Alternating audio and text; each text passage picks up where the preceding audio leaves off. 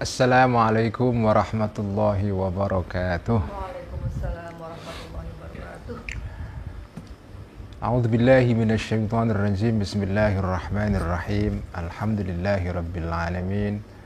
Wassalatu wassalamu ala asyrafil anbiya'i wal mursalin sayyidina wa habibina wa maulana wa qurrati a'yunina Muhammadin sallallahu alaihi wasallam wa ala alihi wa ashabihi wa man tabi'ahum bi ihsanin ila yaumiddin. Rabbi syrah li sadri wa yassir li amri wahlul 'uqdatam min lisani yafqahu qawli.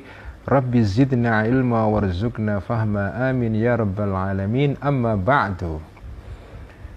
Teman-teman semua, mari kita melanjutkan ngaji Al-Ghazali pada malam hari ini, dan kita mulai dengan membacakan atau menghadiahkan Al-Fatihah ila ruhi nabiyina wa syafi'ina Muhammadin sallallahu alaihi wasallam, wa ila arwahi ikhwanihi minal anbiya'i wal mursalin, wa ila arwahi azwajihi wa itratihi wa sahabatihi wa tabi'ina wa tabi'ina lahum bi ihsanin ila yaumiddin, wa ila arwahil malaikatil muqarrabina wal awliya'i wa syuhada'i was salihina wal a'immatil mustahidina wal ulama'is salihina wal muallifina wal musannifin, khususan ila ruhi sultanil awliya Syekh Abdul Qadir Al-Jailani, wa ila ruhi sayyidit ta'ifa al-imam al-Junaid al-Baghdadi, wa ila ruhi hujjatil Islam Abi Hamid Al-Ghazali, wa ila ruhi asy-Syaikh al-Akbar Muhyiddin Ibn Arabi, wa ila arwahi awliyaillahi ta'ala ashabi turuqil mu'tabarah, wa ila arwahi wali songo fi ardi Jawa, wa ila ruhi jaddi waliyillah Mbah Ahmad Mutamakkin qaddasallahu asrarahum wa nawwara dhara'ahum wa barakatihim wa nafa'ana bi ulumihim, wa ila arwahi ulama'ina wa masyayikhina wa masyayikhi masyayikhina, khususan arwaham wa ulama'ina muassisi jam'iyyati Nahdlatul Ulama, wa khususan ruha hadratus Syekh Mbah Hashim Asy'ari, Mbah Wahab Hasbullah, Mbah Bishri Sansuri, Mbah Ma'sum, Mbah Khalil Bangkalan, Mbah As'ad Samsul Arifin, Gus Dur, Kiai Salahuddin Wahid, Kiai Yusuf Hashim, wa ila ruhi Kiai Ali Ma'sum, wa ila arwahi abaina wa ummahatina wa ajdadina wa jaddatina wa masyayikhina wa masyayikhi masyayikhina, ghafarallahu dhunubahum wa satara aibahum wa ya'li darajatihim, syai'un lillahi lahumul Fatihah. A'udzu billahi minasyaitonir rajim. Bismillahirrahmanirrahim. Alhamdulillahi rabbil alamin. Ar-Rahmanir-Rahim, maliki yaumiddin, iyyaka na'budu wa iyyaka nasta'in, ihdinas siratal mustaqim, siratal ladzina an'amta 'alaihim ghairil maghdubi 'alaihim waladdallin, amin. Bismillahirrahmanirrahim. Qala al-muallif rahimahullahu ta'ala wa nafa'ana bihi wa bi 'ulumihi fid dharain, amin. Rabbi yassir wa'in. Daqiqatun, halaman 42, kitab Mishkatul Anwar yang edisinya Dr. Abdul A'la Afifi. Ya, ini saya baru dapat kiriman dari Mas Rizal Mubid. Terima kasih Mas Rizal. Ini edisi Mishkatul Anwar yang menurut saya juga sangat bagus ya. Mungkin lebih baik daripada edisi Darul Minhaj dari segi tahqiqnya ya. Karena ini ditahqiq oleh seorang sarjana yang memang ahli tasawuf, yaitu Dr. Abdul A'la Afifi. Dan dalam edisi Dr. Abdul A'la Afifi ini ada pengantar yang ditulis oleh beliau tentang buku ini. Luar biasa bagus sekali ya pengantarnya. Nah ini kalau yang Mishkatul Anwar ini itu ada stoknya di Mas Rizal Mubid ya. Nah kalau Darul Minhaj itu lebih bagus karena enak dibaca. Jadi tulisannya gede-gede dan indah sekali ya. Jadi kalau untuk dibaca, dimaknani gitu, itu dijenggoti ya, itu lebih enak yang Darul Minhaj memang. Tapi ini juga bagus ya. Nah kalau yang edisi ini itu halaman 42. Kalau Darul Minhaj ini nggak tahu, Kang Ghafir sama Kiai Akram mungkin bisa menunjukkan halaman berapa yang Darul Minhaj ya. Edisi yang ini Mishkatul Anwar yang Abdul A'la, saya bagikan versi PDF-nya gratisan, kalau mau yang gratisan ya, halaman 42. Daqiqatun, ai hadhihi daqiqatun, ini masalah yang sangat lembut. Artinya ini ada satu pembahasan yang agak sedikit rumit ya, lembut, kayak gelepung, apa gelepung itu tepung kayak gelepung. tepung ya, tepung yang dideplok itu kan lembut sekali. Jadi ada satu pembahasan yang membutuhkan perhatian ekstra karena agak sedikit subtil, agak lembut ini ya. Jadi kita sudah kemarin membaca ya tentang apa itu pengertian cahaya dalam al-wad'ul awal. Jadi pertama. Jadi cahaya itu ya artinya kemarin bisa artinya sesuatu yang bercahaya seperti neon ya, itu sesuatu bercahaya. Dan cahaya juga bisa berarti sesuatu yang keluar dari neon lalu menyinari barang-barang di sekitarnya, itu cahaya. Jadi cahaya bisa punya dua pengertian.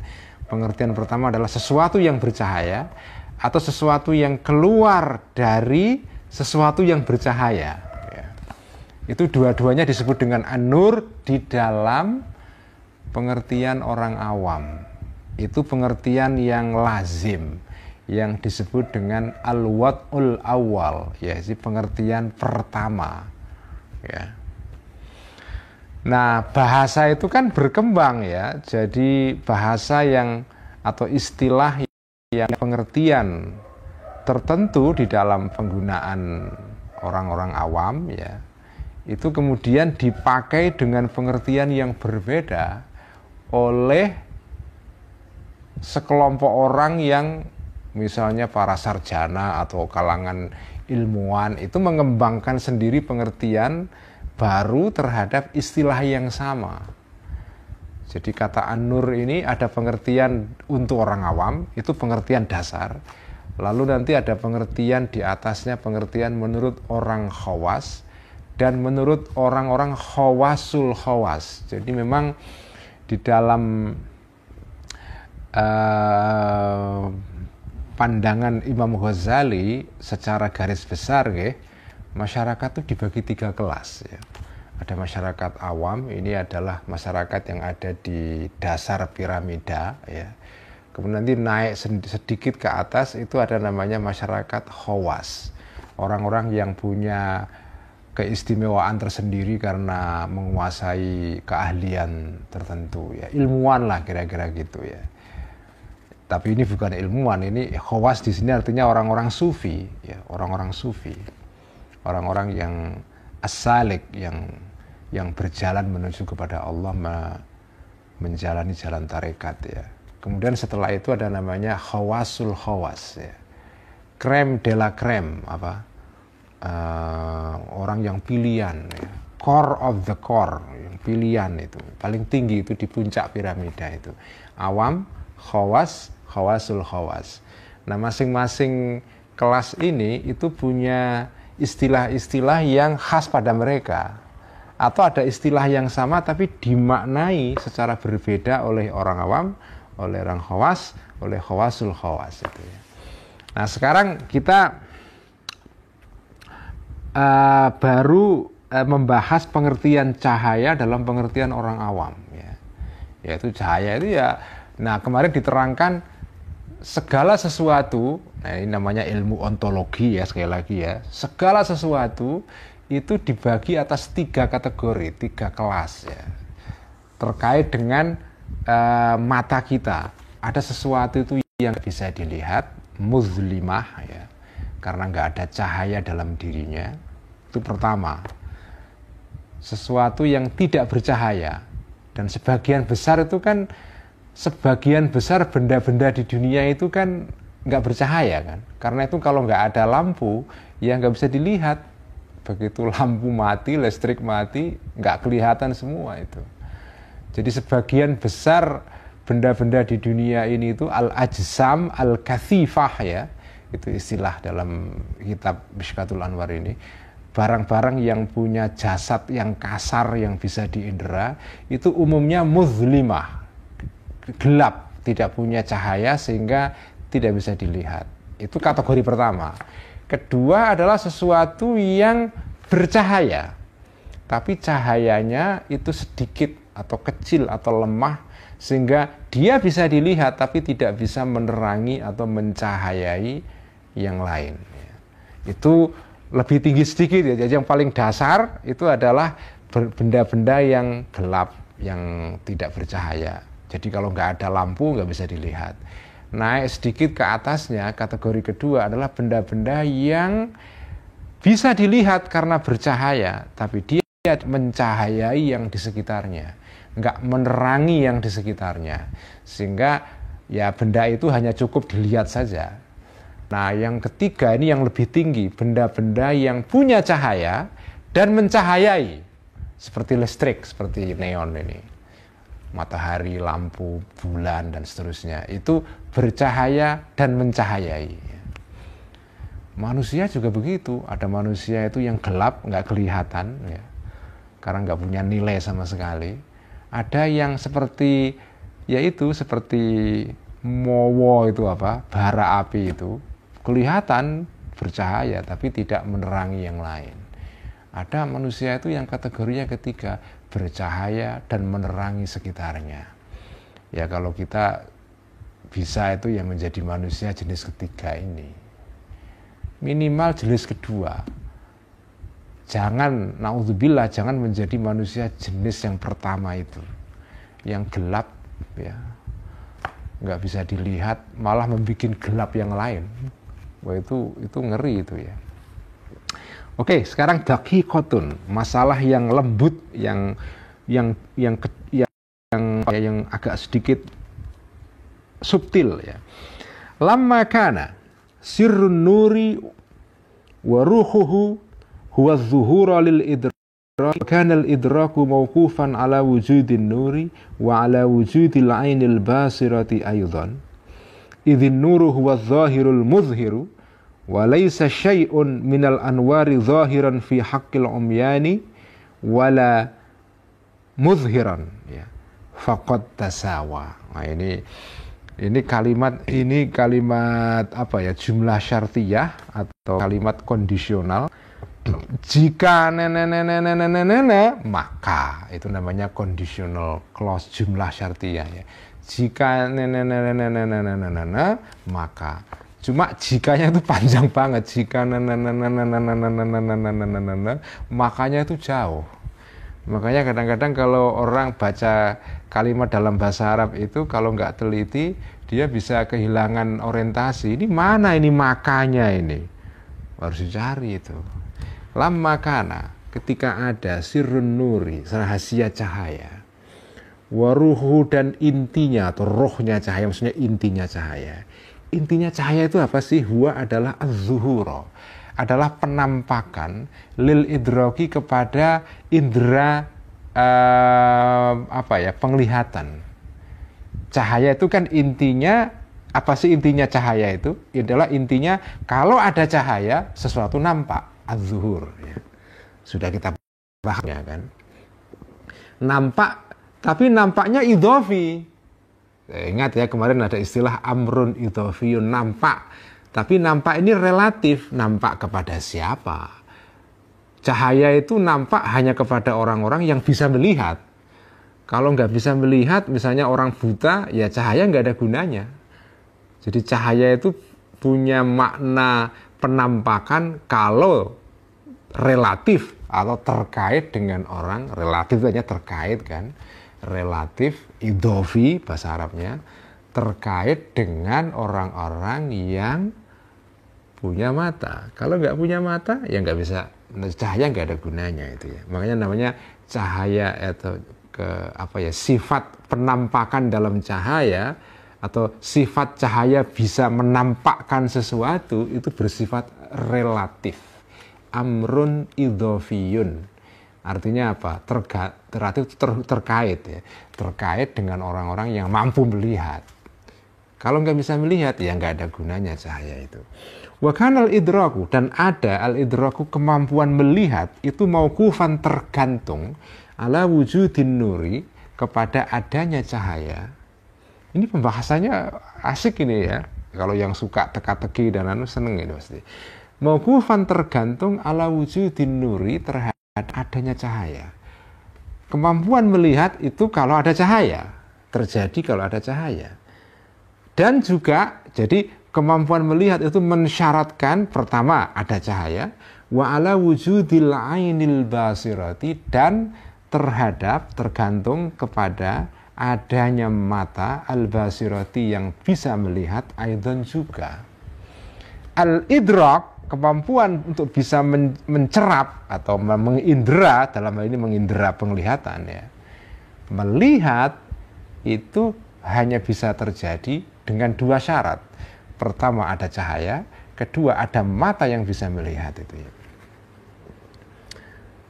Idzin nuru, karena cahaya itu adalah adalah az-zahiru, sesuatu yang kelihatan, yang nampak, al-muzhiru, yang menampakkan. Ya, cahaya itu sesuatu yang nampak dan menampakkan. Karena ada sesuatu itu yang nampak saja tapi tidak menampakkan. Seperti yaitu bara api atau lampu sendir di kejauhan itu kan nggak bisa menerangi sekitarnya itu ya. Jadi cahaya itu punya dua sifat. Dia nampak dan kedua menampakkan. Tetapi cahaya itu bisa berfungsi kalau ada mata yang bisa melihat. Kalau nggak ada mata yang bisa melihat, ada mata tapi buta, ya dia tidak bisa memanfaatkan cahaya itu. Cahaya nggak ada gunanya itu. Walaisa, dan tidak ada sesuatu ya, minal anwari, dari cahaya-cahaya, itu akan kelihatan, akan nampak, fi haqqil umyani, terhadap orang-orang yang buta ya. Al-umyan itu jamaknya kata al-a'ma, jamaknya umyanun. Wala mudhiran, dan tidak bisa menampakkan. Wong namanya orang buta, jadi cahaya itu nggak ada gunanya. Dia tidak membuat sesuatu nampak dan juga tidak bisa menampakkan. Ya. Faqad tasawa. Karena cahaya itu begitu intinya, maka ini jawabnya ini ya, faqad tasawa. Maka jawabnya lama, faqad tasawa, maka menjadi sama, menjadi statusnya menjadi seimbang sama. Ar-ruhu ruh ya. Ar-ruhu ruh, al-basiratu, yang bisa melihat atau bisa memahami, atau roh itu maksudnya jiwa dalam diri manusia yang bisa melihat. Karena yang bisa melihat itu bukan hanya mata lahir, mata kasar ini, mata yang dalam bentuk tubuh ini, tapi juga mata batin, roh itu juga bisa melihat. Karena intinya nur atau cahaya itu adalah sesuatu yang bisa nampak dan menampakkan, maka faqad tasawa, maka menjadi sama. Ar-ruhur ruh. Nah, ini sekarang ini baru kita naik ini pembahasannya. Ar-ruhur ruh al-basiratu, yang bisa melihat. Wan nuru, dan cahaya, az-zahiru, yang nampak. Jadi jiwa manusia yang ada dalam diri kita ini itu sebetulnya mata juga, karena dia bisa melihat. Jadi yang bisa melihat itu tidak hanya mata lahir tapi juga mata batin ya. Nah, karena cahaya itu intinya adalah menampakkan dan bisa membuat sesuatu terlihat, maka kalau begitu kesimpulannya, maka roh manusia yang bisa melihat, wan nuru, dan cahaya yang az-zahiru, yang nampak ya, itu jadi sama dua-duanya. Sama dalam hal apa? Fi kaunihi. Jadi fi ini ta'alluqnya dengan kata kerja atau fi'il tasawa. Fi kaunihi, di dalam adanya nur atau dalam adanya az-zuhur tadi itu, ruknan adalah salah satu pilar atau cagak atau pilar itu ya, cagak itu ya. Pilar itu cagak ya. La budda, yang tidak boleh tidak, minhu, dari rukun, lil idraki, untuk bisa melihat ya. Jadi ini ada, jadi tadi diterangkan kan, cahaya itu intinya adalah az-zuhur. Cahaya itu sesuatu yang nampak dan menampakkan. Tetapi cahaya ini nampak dan menampakkan hanya terkait kalau ada mata yang bisa melihat. Karena intinya cahaya begitu, maka roh manusia, jiwa manusia yang juga punya kemampuan melihat, dan cahaya yang bersifat lahir ini, cahaya lampu dan segala macam, itu sebetulnya statusnya sama. Ya. Dengan kata lain, mata batin dan mata lahir itu sebetulnya kedudukannya sama. Kenapa? Karena keduanya sama-sama merupakan organ untuk melihat. Cuma yang satu ini adalah melihat dengan mata batin, yang kedua adalah mata lahir ini ya dia melihat sesuatu yang lahir saja. Ya. Nah, nanti akan diterangkan mata batin itu kemampuan melihatnya jauh lebih tajam daripada mata lahir. Nah, sekarang ini tsumma tarajjaha, kemudian lebih unggul atau menjadi unggul ar-ruh tadi itu. Ini ar-ruh itu kalimat muannas sebetulnya, tapi ini fiilnya diungkapkan dalam bentuk mudzakkar, tapi ya enggak apa-apa, dalam bahasa Arab seringkali terjadi seperti itu. Jadi mestinya itu tsumma tatarajjahu, tapi ini tsumma tarajjaha, jadi tapi ini masalah nahwu, enggak usah dibahas lah. Tsumma tarajjaha, kemudian menjadi unggul al-madzkur minar ruhil basirah tadi itu alaihi terhadap an-nur. Cuma mata batin, roh jiwa manusia yang bisa melihat itu lebih menang, lebih unggul dibanding cahaya yang bersifat lahiriah atau dibanding dengan mata lahir ini dalam hal kemampuannya untuk melihat ya.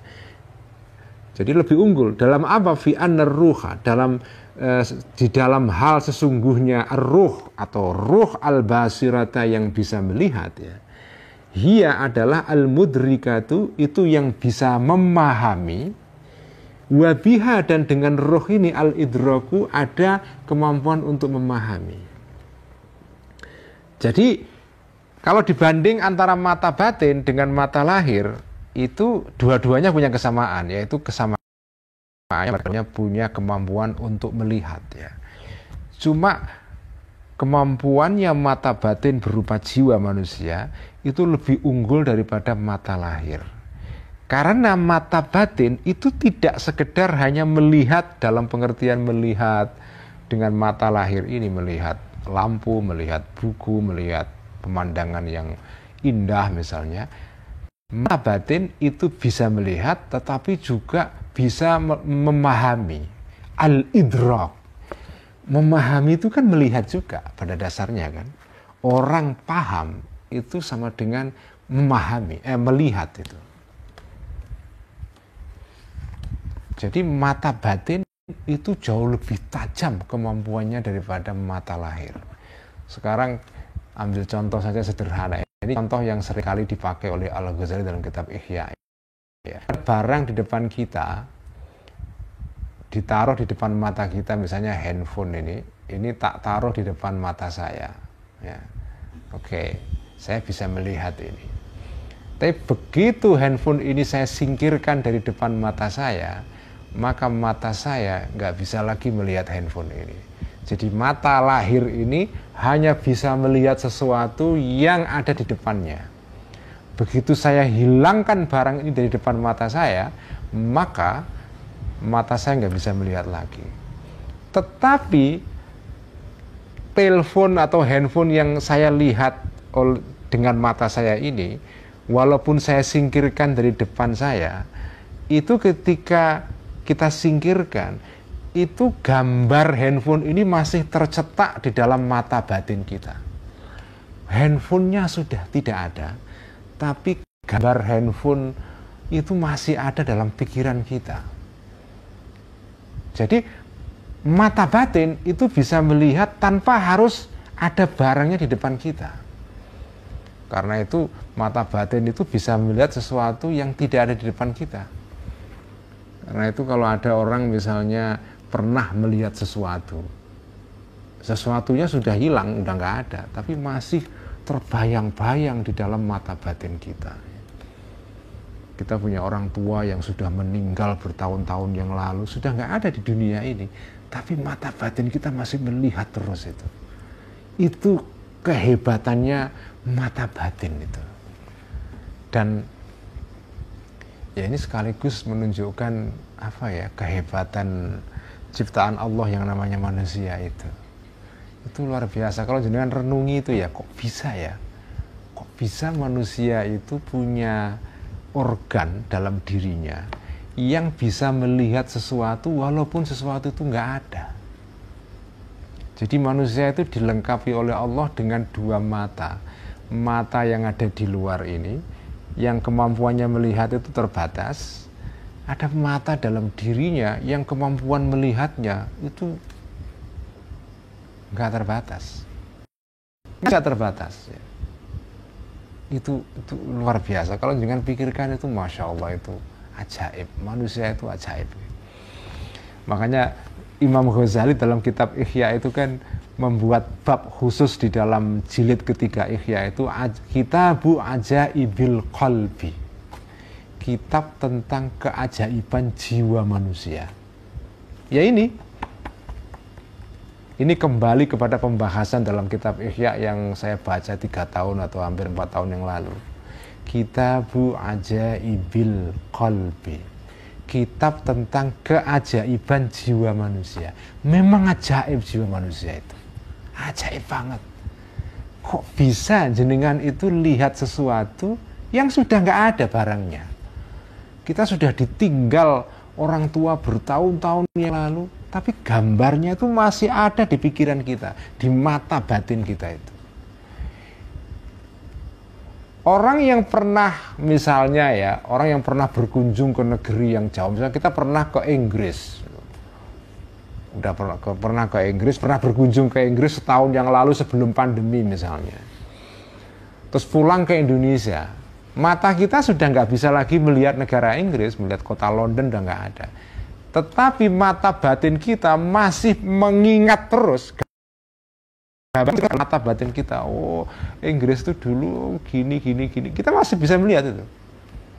Ajaib sekali itu. Itu ajaibul qalb itu ya.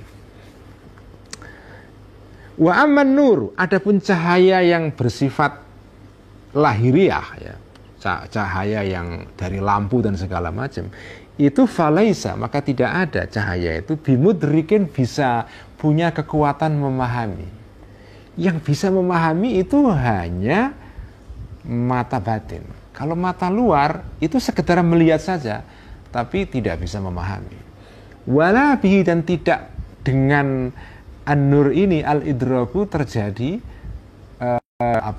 terjadi suatu aktivitas memahami. Jadi tidak bisa memahami dan tidak bisa juga dipakai memahami. Kalau hati manusia, kalau jiwa manusia, mata batin manusia itu selain bisa melihat sesuatu yang tadi itu yang tidak kelihatan, juga bisa dipakai untuk al-idrak. Dia bisa mudrik, bisa memahami, dan bisa dipakai untuk memahami. Bal indau, bahkan di dalam ar-ruhul basirah tadi itu ya,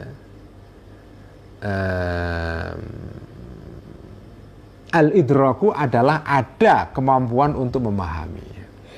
Maka karena itu fakana, maka ada ismun nuri, nama atau istilah cahaya, bin nuril basiri, terhadap nur al-basiri yang bisa melihat. Maksudnya nur di sini nur dalam jiwa manusia. Ahaqqa, itu lebih berhak minhu, ada ismun nur bin nuri, terhadap cahaya al-mubsari yang bisa dilihat itu.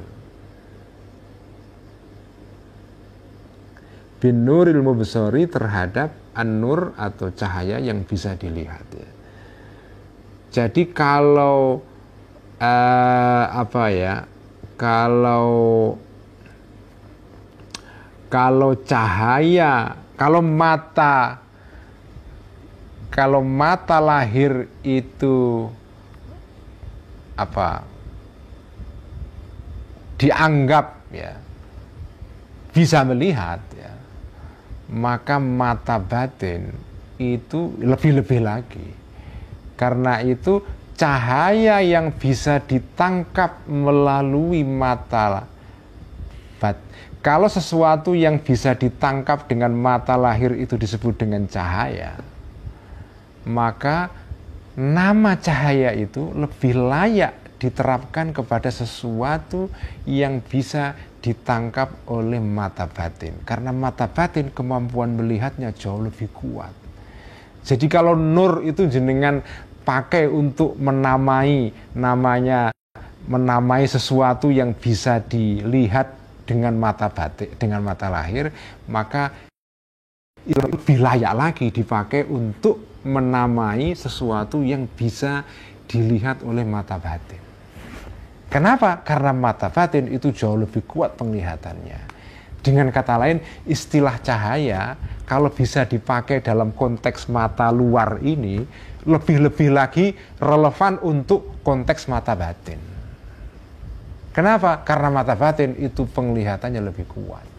Ini kesimpulan yang mau dicapai atau mau dikemukakan oleh Al-Ghazali dalam bagian ini. Makanya ini agak dakiko, agak sedikit lembut, agak sedikit subtil, agak sedikit rumit ya. Jadi intinya kalau jenengan memakai cahaya dalam konteks mata luar ini, maka cahaya dalam konteks mata batin itu lebih layak dipakai istilah itu. Selama ini kan kita nggak pernah berpikir begini ya. Iya juga ya. Kalau listrik itu kita sebut apa? Kalau listrik itu kita sebut memproduksi cahaya terkait dengan mata lahir, maka cahaya yang membuat mata batin kita itu bisa melihat itu jauh lebih layak disebut dengan cahaya ya, daripada listrik yang kelihatan ini gitu. Watlaku, dan menerapkan atau memakai, mengucapkan orang-orang, maksudnya orang-orang atau orang-orang yang menggunakan istilah an-nur ini, isman nuri terhadap nama atau istilah an-nur, ala nuril aini, terhadap cahayanya mata al-mubsirati yang bisa melihat ya. Jadi umumnya orang menggunakan nama cahaya untuk menamai cahaya yang ada di dalam mata luar ini ya. Mata kita itu kan bercahaya karena dia bisa melihat sesuatu. Karena ada cahaya di dalam mata kita, maka kita bisa melihat sesuatu. Karena itu cahaya dipakai dalam pengertian umumnya itu untuk mata yang kelihatan ini. Karena itu faqalu, maka mengatakan orang-orang ini fil khaffashi, di dalam binatang khaffash itu kelelawar ya, codot ya. Kalau kita ada codot itu biasanya orang mengatakan inna nura ainihi, sesungguhnya cahaya matanya al-khaffash ma'ifun, itu lemah ya. Tidak seperti cahayanya mata manusia yang lebih terang. Wa fil a'mashi, dan di dalam konteks orang-orang yang yang rabun ya, amash, orang yang rabun matanya, innahu, kita mengatakan atau orang-orang mengatakan misalnya mengatakan innahu, sesungguhnya al-a'mash dhaifun, itu lemah, nuru basorihi, cahaya matanya al-a'mash ini. Orang yang rabun itu cahaya matanya lemah gitu ya. Wa fil a'ma, dan di dalam orang yang buta, terhadap orang buta, orang mengatakan innahu faqida nuril basari, innahu, sesungguhnya orang buta ini faqida, kehilangan al-a'ma nurul basari, cahaya matanya ya. Ini kan biasa orang mengatakan kalau orang buta berarti cahaya matanya sudah hilang gitu. Udah nggak ada sehingga nggak bisa lihat gitu. Wafis sawati, dan di dalam warna hitam, orang-orang mengatakan innahu, sesungguhnya as-sawat yajma'u, mengumpulkan nurul basari, cahaya mata, wa yuqawwihi dan memperkuat al-basar, memperkuat mata atau kemampuan melihatnya mata ya. Warna hitam itu cenderung bisa menangkap sinar ya. Karena itu kalau orang pakai baju hitam di tengah terik matahari itu tambah panas ya kan, karena warna hitam itu menyerap cahaya ya. Nanti akan diterangkan kenapa mata manusia itu ada bagian hitam di dalam mata kita ya, karena itu untuk memperkuat kemampuan melihat mata kita, karena menyerap cahaya ya. Wa innal azfana, dan sesungguhnya al azfan apa ya?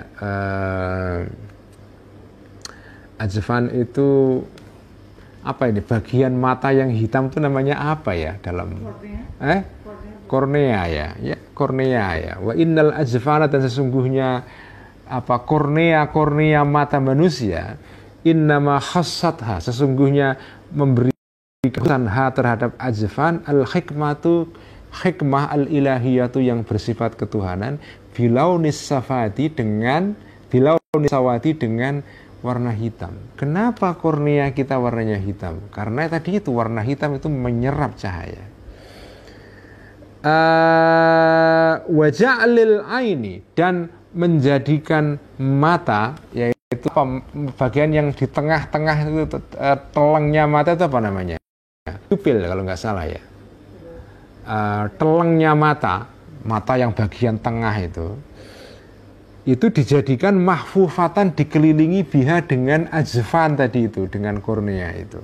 Supaya apa? Litajma'a, supaya bisa mengumpulkan, mengkoleksi al-azfan tadi itu, dhaw al-aini, cahayanya mata. Karena warna hitam itu memperkuat, membuat cahaya menjadi fokus itu ya. Sementara wa ammal bayadu, anapun warna putih, fayufarriku, maka akan membuat ambiar, memecah-mecah, mengambiarkan dhaw al-aini, cahayanya mata. Wa yudha'ifu, dan memperlemah al-bayad nurahu, kepada cahayanya al-ain ini. Mestinya nuroha, tapi karena al-ain itu muannas, tapi ya nggak apa-apa, kalau mudzakkar berarti ya cara merujukkannya nurahu, terhadap cahayanya al-mazkur minal ain. Hatta inna idamatan nazari, sehingga sesungguhnya memperlama ya penglihatan. Kalau kita lama melihat ilal bayadi, kepada putih, al-musyriki, yang apa itu, yang cemplorot, yang bersinar, artinya warna putih yang memantulkan cahaya. Kalau kita lihat lama-lama, bal ila nuri syamsi, atau kepada cahaya matahari yang juga warnanya putih ya, maka melihat secara lama-lama seperti itu akan yabharu, bisa membuat membutakan nurul aini, terhadap cahayanya mata. Blinding, akan bisa membuat mata kita jadi silau ya. Seperti kalau kita nyetir mobil, ada cahaya dari arah sebaliknya ya mengenai kita, itu membuat kita jadi nggak bisa melihat malah. Karena apa? Karena ada cahaya putih yang terlalu kuat itu.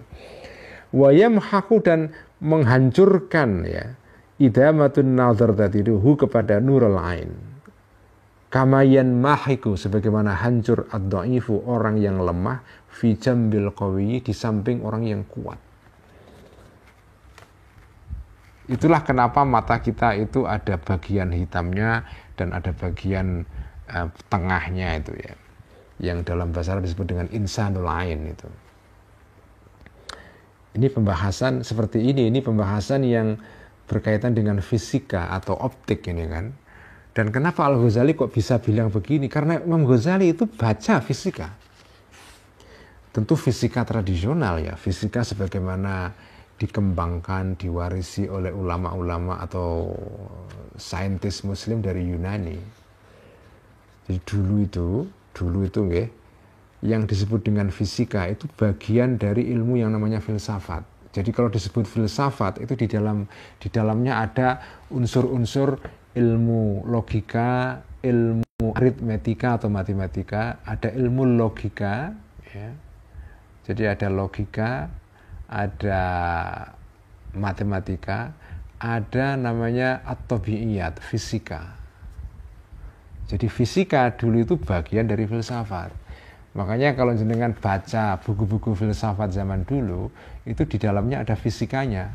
Jadi misalnya bukunya Ibnu Sina, Asy-Syifa, itu ada bagian yang disebut dengan at-tabi'iyat, ilmu-ilmu fisika. Karena Imam Ghazali itu belajar filsafat 3 tahun, beliau itu belajar sendiri, otodidak ya. Waktu masih ngajar di Baghdad, jadi di sela-sela beliau ngajar, itu beliau belajar filsafat sendiri, baca sendiri itu. 3 tahun. Jadi beliau menguasai banget, ngerti itu ahli Ibnu Sina atau Ibnu Rushd ya. Tapi Al-Ghazali paham, karena itu beliau bisa menerangkan seperti ini. Jadi dia tuh ngerti kedokteran juga tahu, fisika tahu, sedikit biologi juga tahu. Karena yang disebut dengan at-tabi'iyat fisika itu dulu itu juga di dalamnya ada unsur juga biologi itu ya. Biologi tradisional tentu ya. Aristoteles ya, beda dengan biologi modern ya. Nah, karena itu faqad arafta, maka telah mengetahui engkau bihadza dengan keterangan ini annar ruha, sesungguhnya ruh al-basira yang bisa melihat yaitu jiwa manusia. Summiya juga bisa disebut nuron sebagai cahaya. Wa annahu dan sesungguhnya ruhul basir 5. Kenapa sumia disebut atau dinamai ruhul basir ini nuran sebagai nur? Kita tahu alasannya. Karena mata batin itu jauh lebih kuat nurnya daripada nurnya mata lahir. Mata lahir itu nurnya terbatas. Mata batin nurnya seperti nggak terbatas karena bisa melihat sesuatu yang nggak terlihat.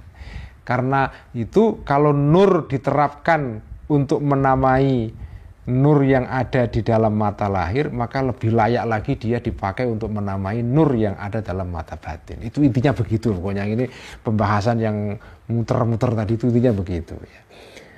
Wa anna dan sesungguhnya keadaan berikut ini ya dan mersaan 5. Kenapa? Karena ada an-nurul basir tadi itu bihadzal ismi dengan nama ini yaitu nama nur aula lebih layak dinamai sebagai cahaya.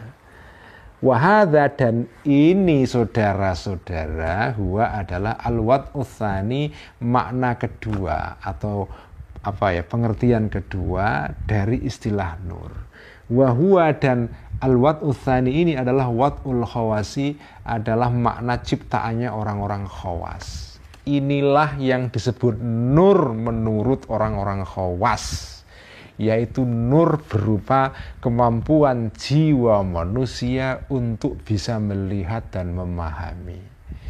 Kalau nur di dalam mata lahir ini itu nur dalam pengertian orang awam. Dengan kata lain saudara-saudara, kalau orang awam menyebut cahaya, maksudnya cahaya di mata. Mata ini loh ya. Kalau orang khawas, orang yang berpikir sedikit lebih jauh, cahaya itu tidak sekedar ini, tapi cahaya dalam hati. Itu orang khawas. Nanti berikutnya ada cahaya menurut orang khawasul khawas. Jadi inilah struktur pembahasan Al-Ghazali seperti ini, dia dari bawah pelan-pelan dibangun ya. Sampai nanti ke tingkat yang tertinggi. Ya ini filsafat ini.